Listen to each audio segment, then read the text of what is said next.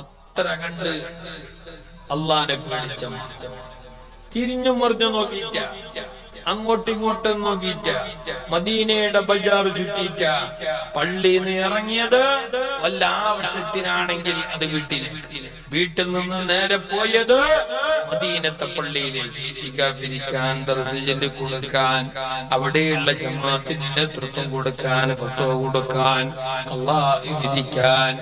Medina പള്ളി തന്റെ വീട് മദീന പള്ളി. ഇതായിരുന്നു 40 കൊല്ലത്തോളം മഹാനരുടെ ജീവിതം. അങ്ങനെയാണ്.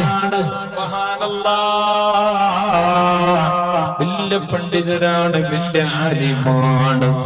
തനിക്കുണ്ട് ഒരു മകൾ, ആ മഹാനുണ്ട് ഒരു മകൾ, പാപ്പാരെ പോലെ തന്നെയാണ്.